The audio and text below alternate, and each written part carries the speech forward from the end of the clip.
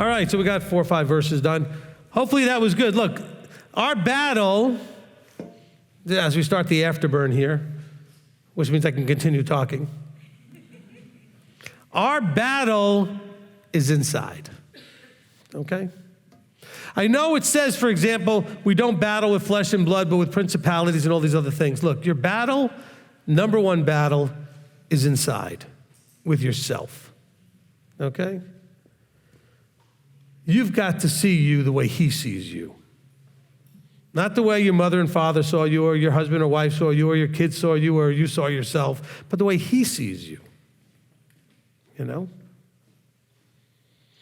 Matter of fact, one of the things that one of the gentlemen that had been in our ministry for a little while, he was a little bit older and somewhat wiser, I guess, in some ways, said to me once when I first met him, he said, I know there's a lot of stuff in the Bible. He says, I don't focus on a lot of that stuff. Right now, I'm trying to figure out how to love him and how to love you. Okay? So keep it that simple. But he also said, in the beginning, he used to say to me, I'm trying to love you as I love myself. I love your neighbor as yourself. I met him another year or two later, and he said to me a different thing. He said, I'm trying to love you like he loves me. See, that's a higher thought. Lower level thought is loving your neighbor as yourself. Higher level thought is loving your neighbor as he loves you. That's the next level of the thought. Okay? And we haven't even gotten to that part of the teaching yet. But just start thinking about that. This is the problem, because remember, we're starting off with loving him. So we're watching how he loves us and how we're supposed to love him. You're going to need that as we go then into the rest of this teaching. We're talking about loving each other, because you're going to need to love each other like he loves you, not like love your neighbor like yourself. Most of you don't love yourselves. So that doesn't work real well. Okay? But you got to learn to see yourself as he sees you, love others as he loves you. He's the measuring stick for all this, not all this other below stuff, the stuff that we experience every day, all right? So you don't need to love me or love your neighbor like you see others doing. No, use the higher example, because we do this poorly. Okay, we're not good at this. He's perfect at it. Amen? All right, so the afterburn. So if you have comments or questions about this teaching, you can go ahead and raise your hands. Steve will come around with the mic. If you're on live stream, Rob will take care of the writing down what your questions or comments are. Who wants to get us started here today? She gave me an option. She gave you an option to go first? Okay, Steve, you go first. Actually had this thought when you were in the prayer time, so I kind of ended up following along with what you were teaching, so just direct me if I'm correct here. To me, it seems we all seek the love and acceptance and understanding, yet in order to receive that which we're seeking, what we need to come to realize is we need to change in order to receive it, because right now we can't. So we have to make that change so then we can take in what we're looking to have, and then we can in turn give what you'd like to share. Amen. Look, I think that's a really important point. We talked about this a little bit. I know that may be more than a little bit, but as the receiver, you have to first work on being a good receiver. See, some of you are listening to the teachings and you're not receiving them yet. Some of you may be receiving parts of it, but not the whole thing. You have to work on your ability to receive so that you can then turn around, put it to use, and be a giver. So, Steve's correct in the way he put that. We do have those issues that keep us from being able to fully receive. So first, remember that receiving is the step one. It's not the ending point, it's the beginning point. But it doesn't just mean I listened to a teaching or I heard what you said, but did you receive it? You can have somebody correct you who has the right role to correct you, but did you receive the correction? You might go for guidance, but did you receive the guidance? All right? And so a lot of it has to do with receiving. Some of you are married and your spouse is trying to communicate love, but you're not receiving it. Okay? Well, I don't think he loves me, or I don't think she loves me. And the person looks at you like, well, of course I love you. Well, either A, it's probably both, but either A, you're terrible at communicating, or B, the other person is just not receiving it, or both. which is why we use the love languages as part of the vehicles to help communicate that a little better. But part of it, you may want to ask yourself, is the other person maybe actually trying to do it and I'm not receiving it? That may be part of it too. Maybe you've got so much emotional stuff going on that you're just not able to receive it because you're convinced that they don't love you. So no matter what they do, you're not going to receive it because you already convinced yourself that the other person doesn't love you. So whatever they do can't be received that way because internally, that's the voice you're believing. Okay? Remember what I said, whether you think you're right or wrong, you're right. Whether you think you can or can't, you're right. Okay? Well, if you're convinced that the person doesn't love you, then, by the way, when you first fell in love, so to speak, it didn't matter what they did, you took it as, oh, they love me. Because you were convinced. Every one of you knows what I'm talking about. You're standing there with some other people. The person that you really like kind of waves in your direction. They're not waving at you, by the way. They're waving at the other. But you're like, oh, they love me. They like me. See, you'll interpret through the filter you want to convince yourself. And a person may come by and say something nice, and they're just being nice. Oh, he likes me. Well, maybe he's just being nice. You don't know. I'm saying, but you're trying to filter through, you're convincing yourself. It works the opposite, too. I don't think he likes me anymore. I don't think she loves me anymore. And so you filter everything through that, so you can't receive. So that was really good, Steve, because it gave me the excuse to make that point. Okay, who's next? I did have one more thing I want to say. I think I've heard Rabbi say this a lot, so please bear with me.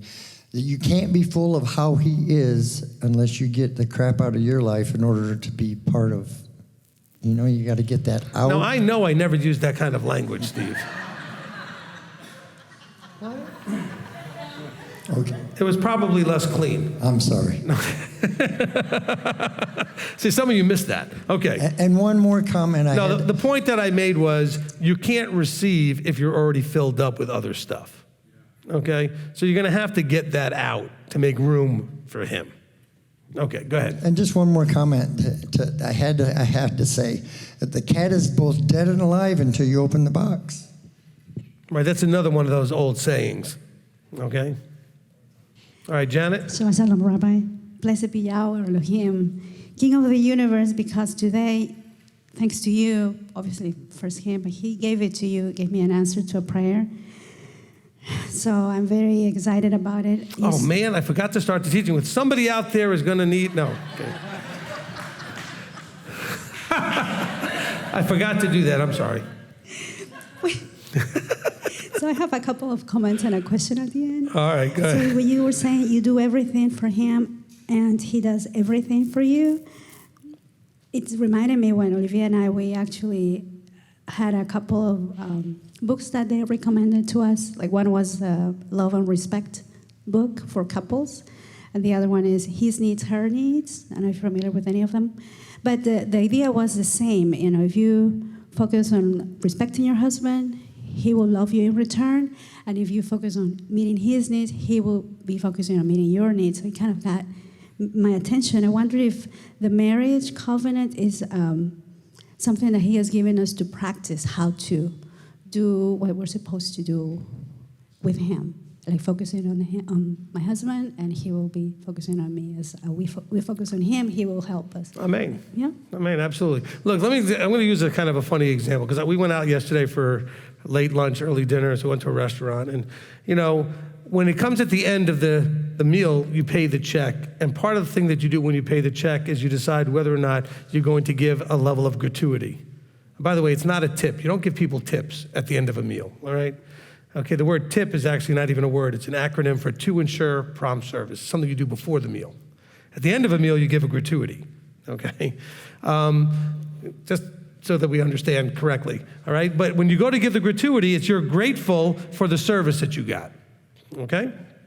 Now, so I'm going to respond in a positive way towards that person based on what they already did for me. Exactly what Janet's talking about. So I'm using this as a metaphor. We had a fabulous waitress yesterday who gave us tremendous service, made the meal a delight. Everything we had came quickly and was taken care of. And so I expressed my gratitude back, okay? Now, the same thing with the husband and wife. If you do things for, they can't help but feel grateful and want to do things for you.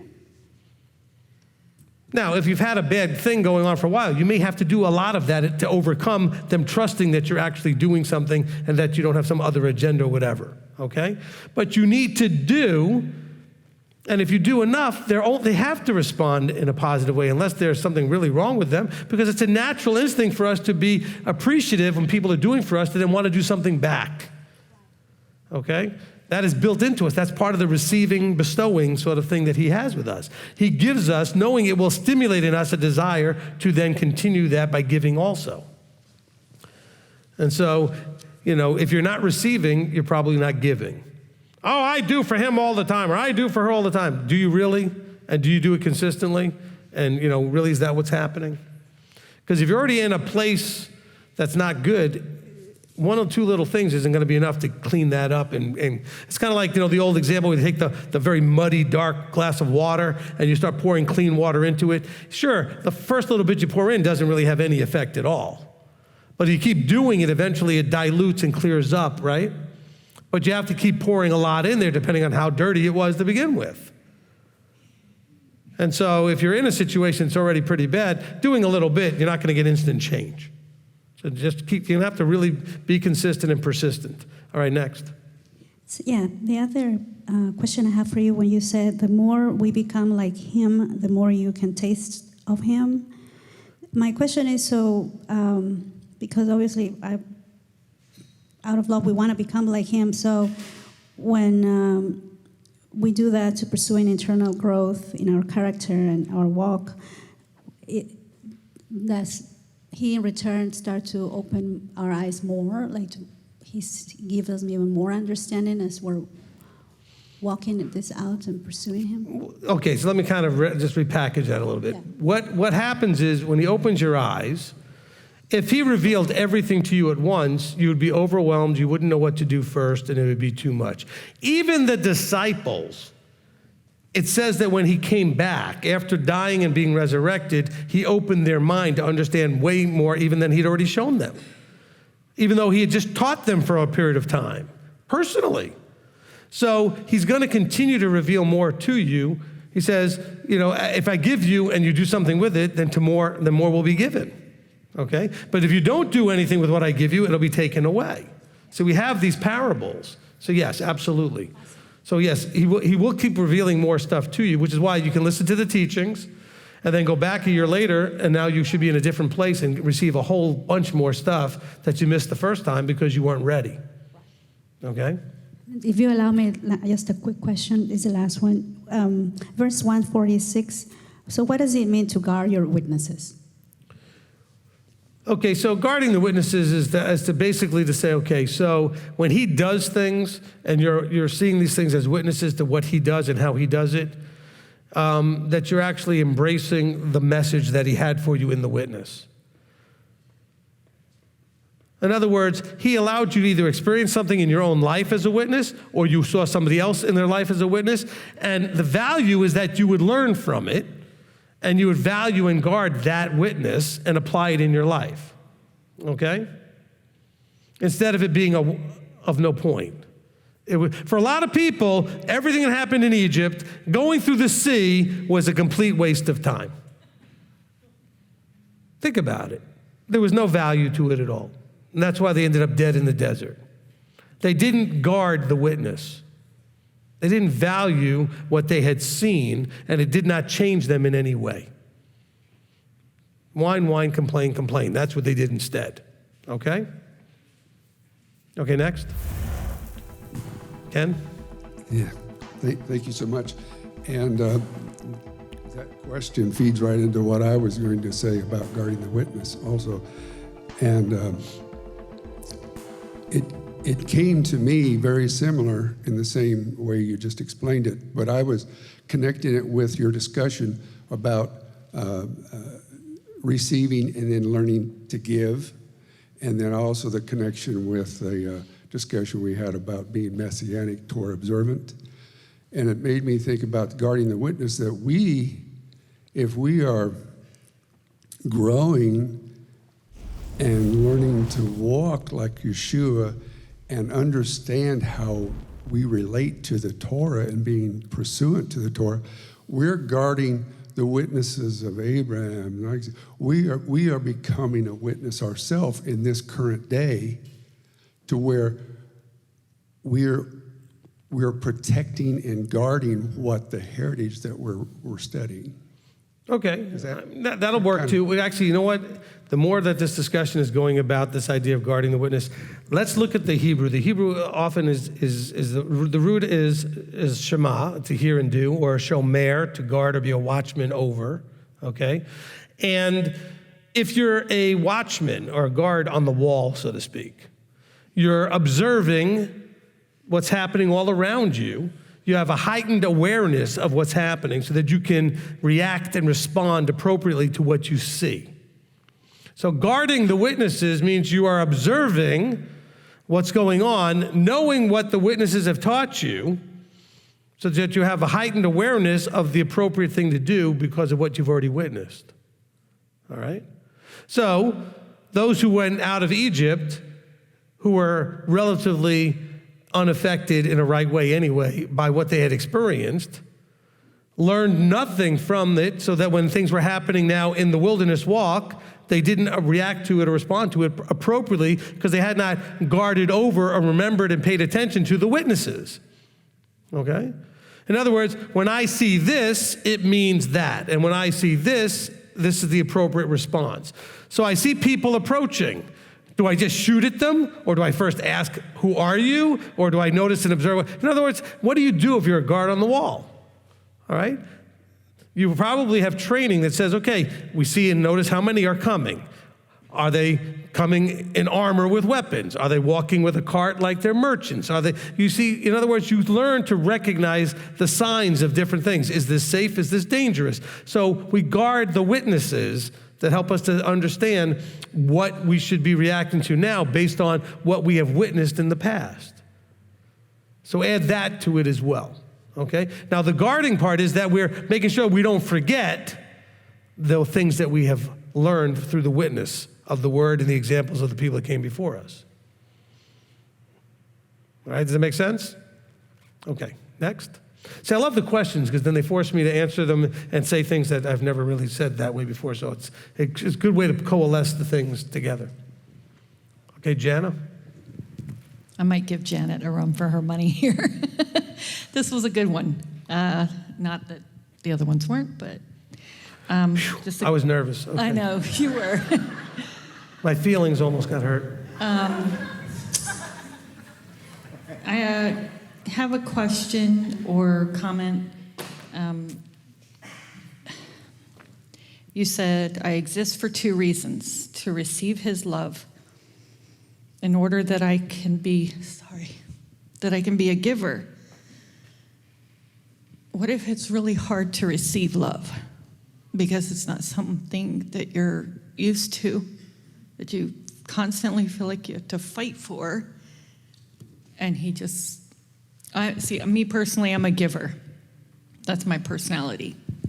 And I give and I give and I give and I give, and then when someone tries to give it back to me, I have a hard time with it, and I struggle. And something that I believe you've said before, and maybe Billy too, has said, you got to put the oxygen mask on yourself first before, anyway. So if I'm here to receive his love, but I'm also here to give, is that based upon like an age thing? Is it based upon a maturity level? Is it based upon like what tells you, okay, you're now at the stage where you can be a giver, or you're now at this, or this is the stage? Do you understand what I'm saying? Sure. Like, all right, look. determining First of all, everybody, all of you, struggle with something, okay? And in your case, you struggle with receiving, at least this particular type of receiving, okay?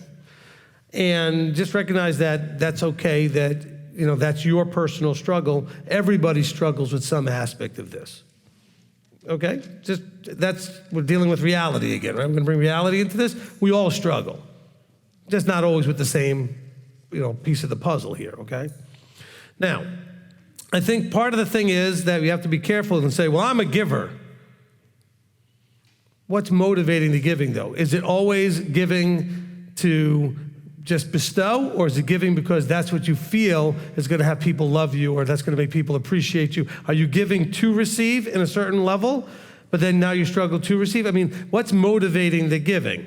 See, when I say your reason to be here is to receive whatever he has for you, I never said the word love, by the way. I said you are here to receive what he has. You were created to receive what he has. Now, everything he has, because he is love, ultimately is a manifestation of some aspect of love, including correction. But you're here to receive everything from him. The things you're receiving are supposed to, over time, transform you into him. And the way you transform is by applying what you receive and doing to others what he's done to you. Okay? Not so much do unto others what you'd want done unto you, but do unto others as he has done unto you. That's the flow-through point. Okay?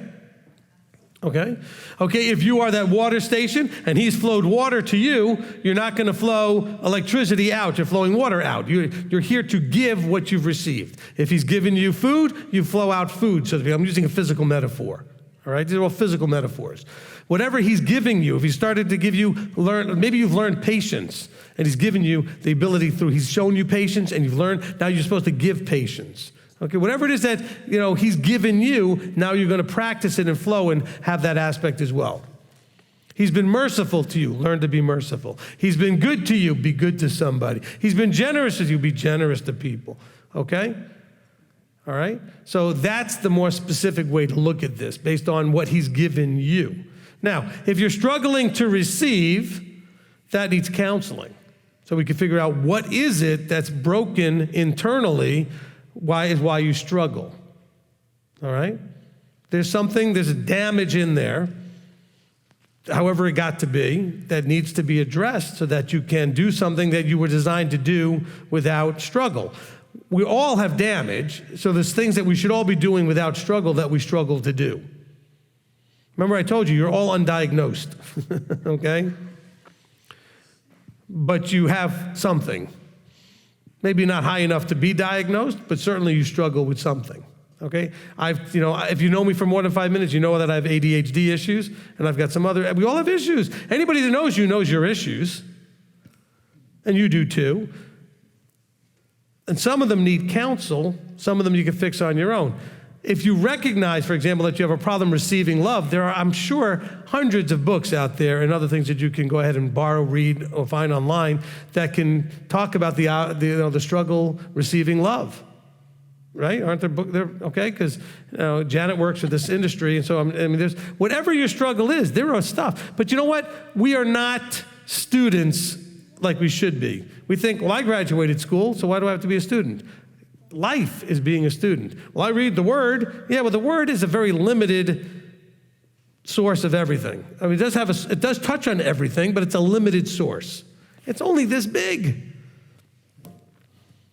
Sometimes you need one little piece of it expounded on like 55 parts. Okay? Look, we just spent an hour and 10 minutes dealing with 3 or 4 verses. That's what you need in your life with the things you struggle with. You're going to need to go focus on, maybe you have an anger problem, maybe you've got whatever it is, a finance problem, a self-esteem problem, I don't know, whatever your problem is, there's stuff out there that you can find, some of it good, some of it not so good. Filter through it, try it. If it doesn't sound like it's very good, toss it on the side and go get something else. But you should, I got people out there that have all these problems I just mentioned, let's add some more to them. Boundary issues. Some people are overly connected, some people are overly disconnected, so they don't know how to connect with people, or they think that everything that everybody does is their business when it's not, so that's a problem. Okay, we got problems with love, receiving and giving. We got problems with everything under the sun you can think of. Okay, we got people that are addicted to pornography and have sexual problems that way. We got other people that are cold fish, that they have no sexual desire whatsoever. These are things that can be problematic in different ways. Okay? I'm just saying, whatever you think of, too emotional, not emotional enough, okay? Spends money like crazy, is so tight they never spend any money, never have any way to do anything. There's a balance that needs to be found in all of the aspects of your life.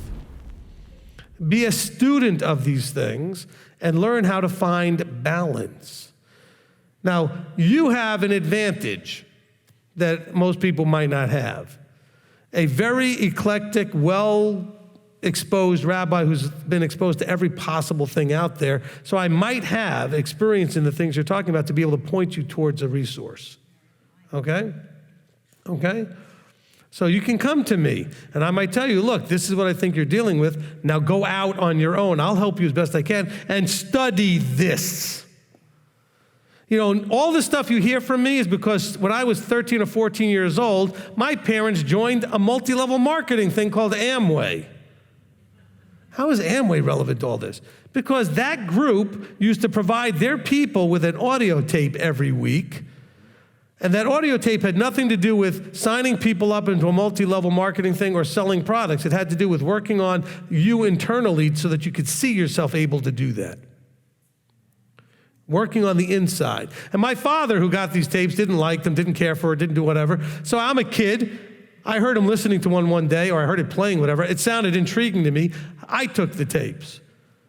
And I kept them until I wore them out for years, and I used them to apply in all aspects of my life. And they had to do with belief and self-image and overcoming and goal setting. And then I became a student. I started listening to all of the motivational guys that were out there and getting books from all of the guys out there that, you know, Nightingale and Conant and all of these guys who put all these things together. So I've read things like Psycho-Cybernetics, The Magic of Thinking Big, Think and Grow Rich, and, you know, everything you can think of, Peak to Peak, See You at the Top, Zig Ziglar, Jim Rohn, Tony Robbins, you know, Les Brown, all these guys, Brian Tracy, okay? I mean, they're all part of the people out there that could teach you why you do what you do and how to change that if you want. But do you study any of these things? No. Okay? If you do study them, you'll know it makes a difference. Okay? Oh, but I don't want to be a business person. Listen, it's the business people that tend to listen to all this stuff, but you can take out of... Listen, I listen to teachings. This company started off selling soap. Okay, and I didn't want to sell soap, but I learned how I could apply the motivational stuff, the stuff that had to do with internal growth, into everything I did starting as a young teen. I was 13, 14, 15 years old, okay? And it started me on a path of studying these things. And you know what the benefit was? I applied it in my life, and I have it now to teach you guys. Okay, because some of you guys who listen to that stuff, you sit here listening to me going, I know where that stuff's coming from.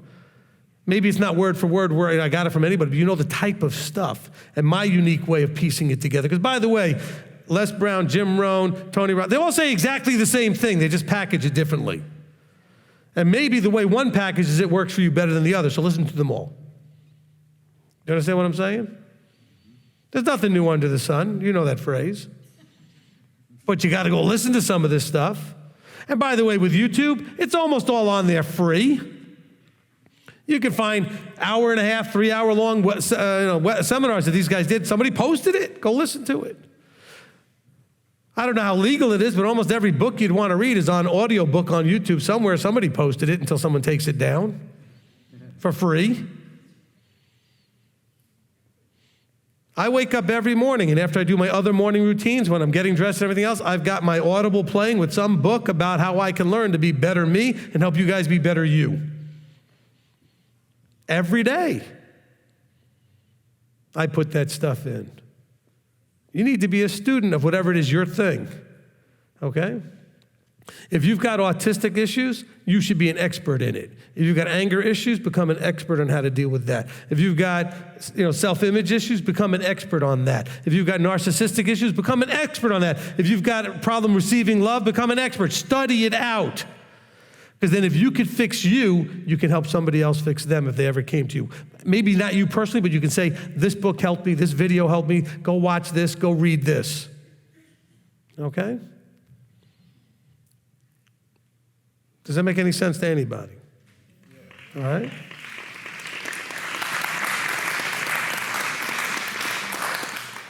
And Yahweh does this to me now, either before I go to bed or when I first wake up. So this morning when I woke up, I didn't know if I was going to use it today, but I wrote down that line about your feelings. Okay?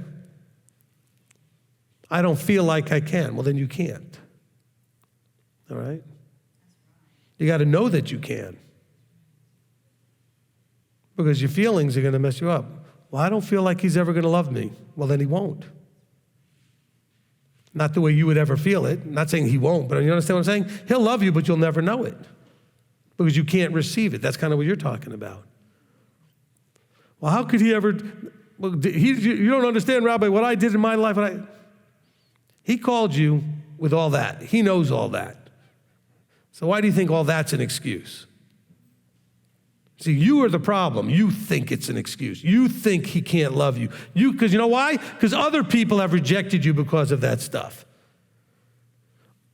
And so you think because they did it, he would. He's not them. He's not flesh. He's not flawed. He's love in the purest sense. But how could he love me? Look, he can't do, just like he says, if you don't forgive others their trespasses, he won't forgive you. If you can't love you, he can't love you. That doesn't mean he doesn't love you, but I'm saying you can't ever feel it. But you hate yourself. Well, then you need to go figure out how to deal with self-loathing and hating yourself and all that stuff and fix that. I'm ashamed of myself. I feel awful. I'm this, I'm that, everything. Fine. Fix it. You can fix it. You're breathing, aren't you? Somebody go around with a mirror, make sure they're all breathing. Well, then you can fix it, okay? Anything that goes on in your heart and your head, your mind, if you're still breathing, you can fix it. Unless you've lost your mind, meaning like an Alzheimer's type of thing with dementia and stuff, as long as you have a mind that is relatively sound, meaning it hasn't gone into like serious dementia, that kind of thing, you can fix the inside stuff. You can think differently, and then you can believe differently, and then you'll act differently. Right? But you're not going to get anywhere till you have that belief that you have to believe it. Peter sank only because he stopped believing it. Otherwise, he'd have walked right out there and just stood there and had a conversation with Yeshua. Okay? Who knows? If you really could believe it, you could walk on water. That's what the guy said. If you can conceive of something and really truly believe it without any doubt, you could do it. You could fly probably. But the thing is, you don't believe that you could fly. You don't believe you could walk on water. You don't believe you can make it into the kingdom. If you don't believe it, you can't do it. Simple as that. You know why people have what you don't have? Because they believed they could get there. And they didn't believe everybody that told them they couldn't. You listen to those people. You know what? Never listen to anybody, by the way. Never, ever listen to anybody who doesn't have what you want. Okay? If you want something and they're going to comment on that part of your life that you want and they don't have it, why would you ever listen to them? It's like I'm going to go get financial advice from broke people. I'm going to get marriage advice from divorced, 4 times over, miserable relationship people. I'm going to go get, you know what I'm saying? I'm going to go get advice from people that don't have what I want. If I'm struggling in my marriage, let me go find somebody who's got a long, happy marriage and find out how they did it. If I'm struggling in finances, let me go find somebody that's got finances that are good and find out how they did it. If I'm struggling with my self-image and belief and all that stuff, let me go find somebody that struggled with it and overcame it and feels good about themselves now. Don't have a pity party with someone else that's just as miserable as you. You're not going to get anywhere except you're going to stay where you are. And you're all buzzing around in that low vibration. Get up there with somebody all around with a high vibration and they're all excited and they're happy and they're going forward.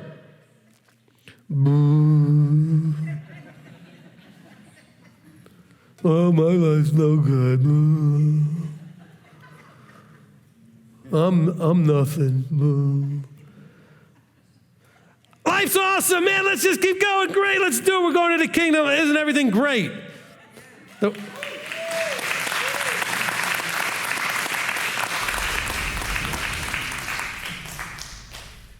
Get around some of that. Where were we? I'm in one of those moods today. And take a step back to where Jana left off. I wanted to share something. Maybe another point we could look at.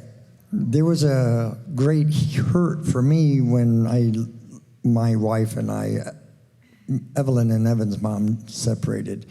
And just recently, I had a great healing because of how I felt the court saw me as a person. There's a lot of things that happened that were just like, Abba definitely made a huge healing for me. But in that healing now, I still might have the resin of the prior thing, or reactions or whatever that I was. Now the healing can begin, but the healing could still be as a step-by-step process that we have to allow that person. They've come to that point where now they can heal, because before you had the brokenness you're struggling with, and now you have the steps of healing that you have to take. Right. Amen. Okay. So a lot of what everybody has said here, it keeps bringing me back to service. And you talked about the one guy who said, look, I'm doing all this Torah stuff and I'm not getting anything out of it. Right. And your response was, you're not doing it right. And that takes me back to Deuteronomy 10:12, where the very last part in there is that we're to serve him. And you talked also, everybody has talked about this, but the reason we are here is not for ourselves. We are here to receive something from him to give to somebody else. And service is doing something that he can't do. We are here to do for him. We're here to be something in somebody else's life because he wants that done, and we're here to do it. I'm 100% convinced, and I'm sure everybody in this room and everybody online is convinced that you are here because all of us needed something that only you could give us. You were instrumental in helping getting our eyes open. And it's the same with, your daughter, Brianna, in her life. I've seen the comments on live stream about songs that she sings and the impact it has on them. Everybody in this congregation, every part of the body is here to do something for Yah in somebody else's life. And it may just be one person's life, it may be hundreds of lives, it may be thousands of lives. But that's why we're here. And we do it best by following his rules, by being Torah observant. Amen. Look, very good. And sometimes you need to be patient in the extreme. I'll give you an example with my life. Look, and I've told this story before, but I think it helps again here. My dream at that young age was to be one of those guys, the Zig Ziglars and the Jim Rohns, Tony Robbins, all those guys, to be out on a stage making programs and helping people and impact them in a powerful way, in a positive way in their lives, right?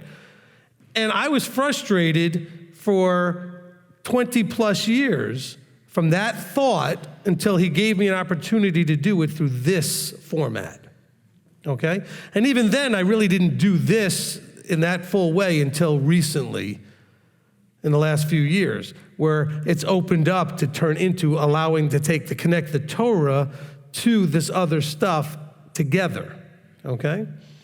And so it's almost been more like 30 years of a thought and a dream and a desire to patiently finally see the things that I did and put into it all those years now finally have an outlet. So whatever he's doing in your life, whatever he's allowing you to go through in your life, he has a use for it. It just might not be tomorrow, okay? It may be a while till that person shows up or that situation shows up that what you've been through will be vital and valuable too, okay?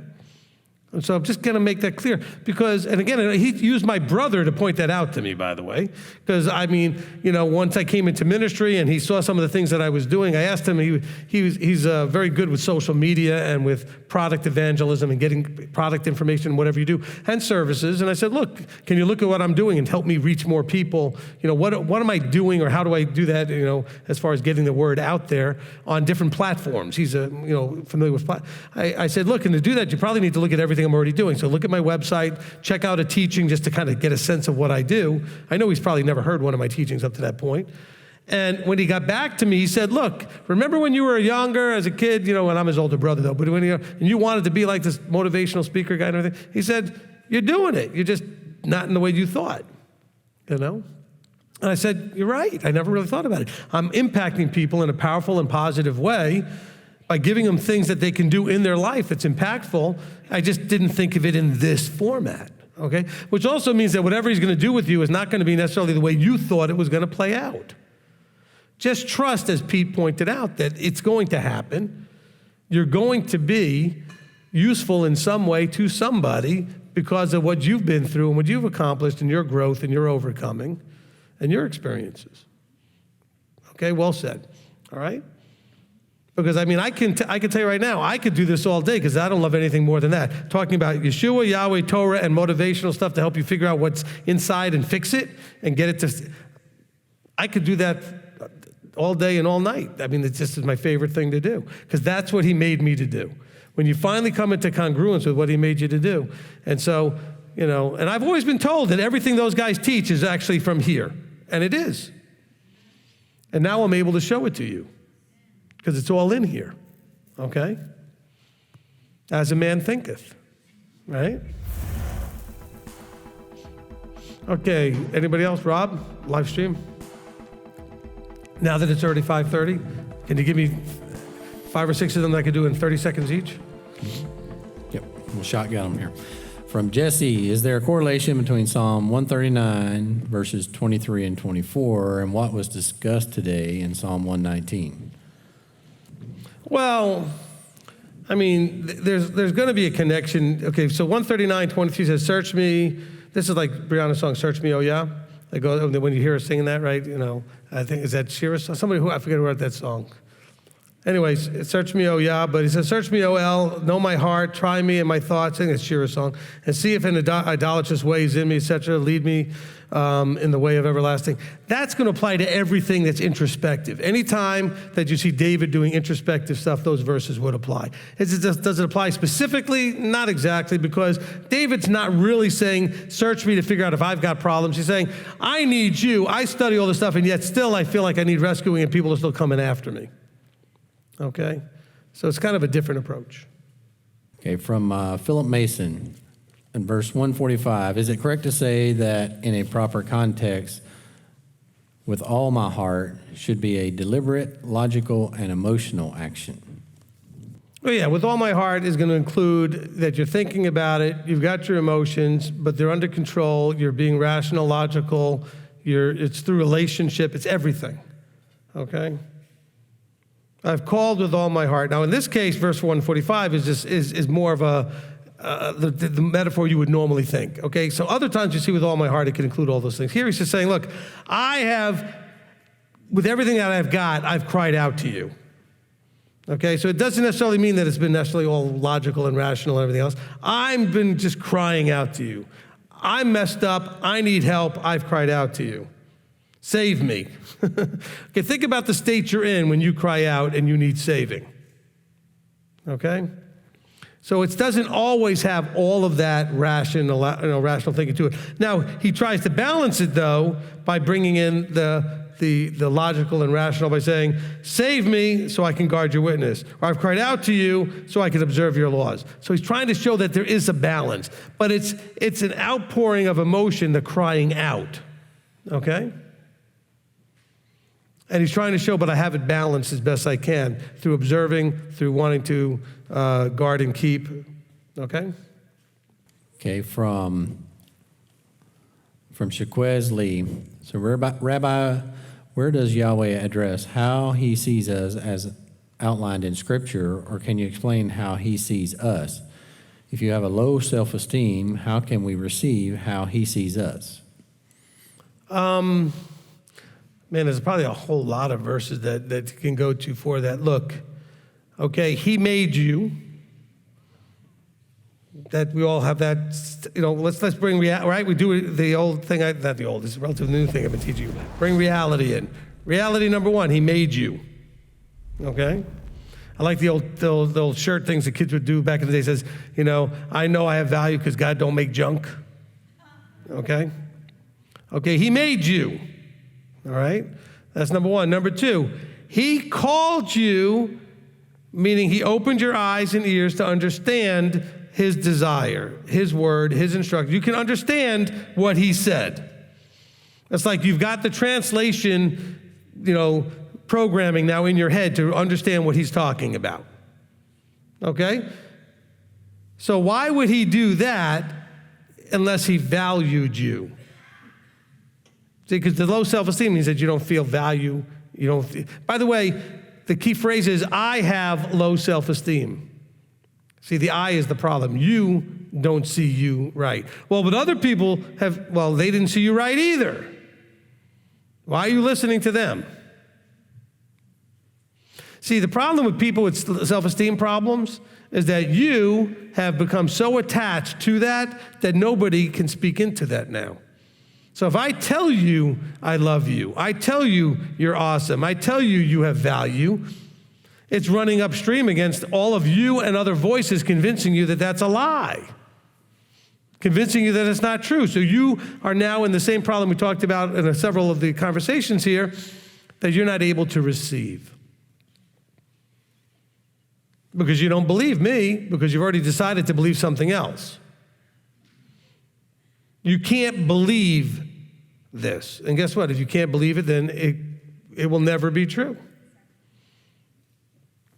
I've said this enough times, and I'm not picking on you, Shaquez. We've had conversations privately, but publicly I've said to everybody enough times, you are destined, if he's called you, well, first of all, everybody is destined. He says, if possible, all men would be saved. Everybody. That's his desire, that if possible, everybody could be saved. Saved as in ultimately ending up in the kingdom. Why would he want to do that? Does that not in itself make you have value? He wants you there. That's value. He has an interest in spending forever with you. Well, why would he want to do that? Because he knows you're not going to stay this way. Sorry, don't want to get that strong. Stop thinking that he's loving you as you are now. He does accept this as who you are now. He knows who you can be. He loves you knowing that you can grow into. Because all of you are filthy rags and junk and everything else compared to Yeshua. That's why we're trying to change into him. Because we know we're not him. Not even in the same, universe, so to speak. But the more you become like him, the more you have that value. And every one of you has the ability, once he's opened your eyes and ears, to become little by little like him. Okay? So it's not that he doesn't love you as you are. He knows, look, if you have a child and the child's got issues, you love the child with the issues, but you also know that they can grow out of it and get better and fix things and do things, and you believe in their potential. Problem is, you've had very few people in your life ever tell you you'd ever amount to anything. Well, you're just useless. You're just no good. You're just dumb. You're just ugly. You're just weak. You're just whatever. You're slow. You're retarded. You're handicapped. All this negative stuff people have said to people. And you believe it. And you buy into it. That's your choice. Why do you have to listen to them? By the way, look at the source. Are those people so wonderful that you should listen to them? Are their lives so wonderful that you should listen to them? Why? This is what I've said to you over and over again over the years. Why would you ever allow anybody that you do not have an appropriate relationship to speak into your life anything? Which means that you know that they love you, that they believe in you, If they don't love you and believe in you, I'm not listening to anything they have to say about me. I got people all the time trying to correct me. You know, they'll send me emails, whatever, telling me they want to. I'm like, my first response to them is like, I don't understand why you think you know me well enough to do that. If I don't have a relationship with you, why would I want to hear anything from you?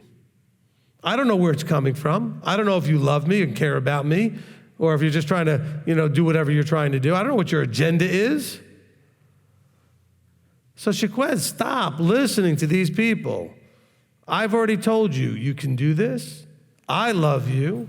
The people in this group love you, and certainly I know the people in Urbana love you, where you go and attend, and they believe in you. Listen to us, okay? Don't listen to them.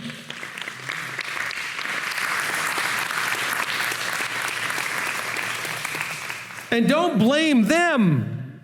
You want to own something? Blame yourself for being foolish enough to listen to people that really don't care enough about you. And that's an easy thing to fix. Just stop doing it. I don't want you to beat yourself up for it. But that's how you got here. You listened to people you should never have listened to. Okay, own it. Let it go. Okay, I get it. I'm not going to do that anymore. Okay? It'd be like if you were doing something physical and every time you did it, you kept breaking something. You kept messing it up in some way. And then somebody finally came over and said, the reason it keeps messing up is because you're doing this. If you do it this way, you'll never have a problem. And so you're like, oh, and now from now on you do it the other way and it never has a problem. I don't keep beating myself up for the fact that I did the other ones wrong.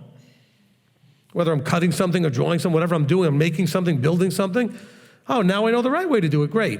So stop letting other people have access to your head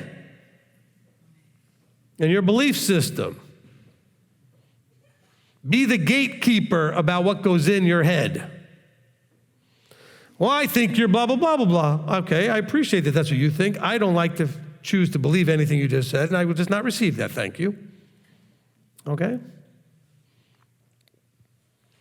What's wrong with you, you idiot? There wouldn't be anything wrong with me unless I actually decide to listen to you right now calling me an idiot. Because it'd be wrong for me to do that. Okay? I make mistakes. I'm not an idiot. You see what I'm saying? There's a state of being versus an action. All right? I once said to somebody, knock it off, that's annoying. And the person thought I meant that they intrinsically, in the state of being, were an annoying person. And I was like, no, this little thing you were doing right this second was irritating me. I called it annoying. I do not think you as a person. See, we can receive things completely wrong. I do not think you as a person, as your nature, are annoying. Okay? The thing you were doing was irritating me. That doesn't mean that it irritates everybody. It's just irritating me, right? We communicate and people receive differently. The person I said it to received it as, oh, you think I'm an annoying person? No. So part of it is the speaking, the other part is the receiving. You may not be receiving things correctly either, okay? Now, sometimes it's pretty obvious. Well, you'll never amount to nothing. Well, that's pretty obvious. They think you'll never amount to nothing. And I tell them, you're right. I'm going to amount to something. I'll never amount to nothing.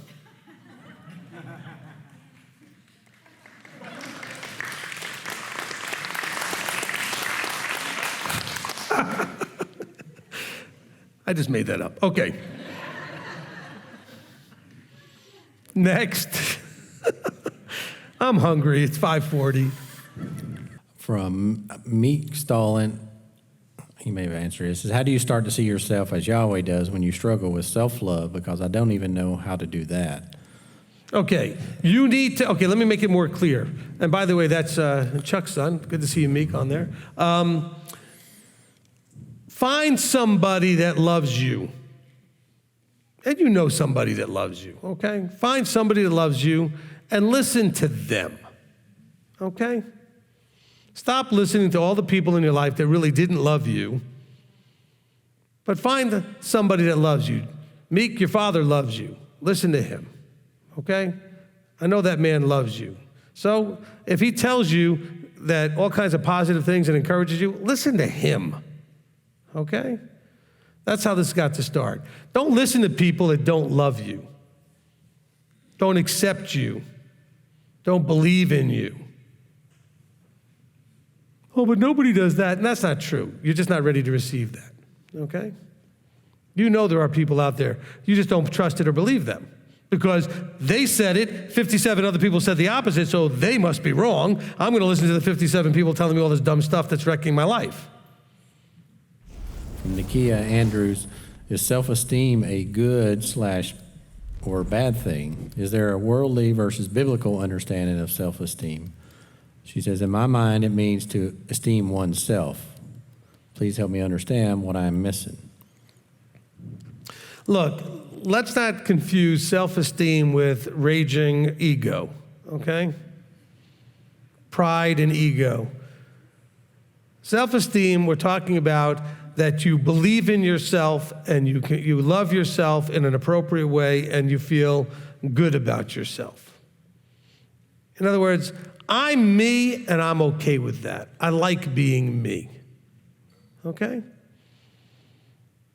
As opposed to, some raging egomaniac thing that we might be talking about, like a narcissistic sort of, we're not talking about going in that direction.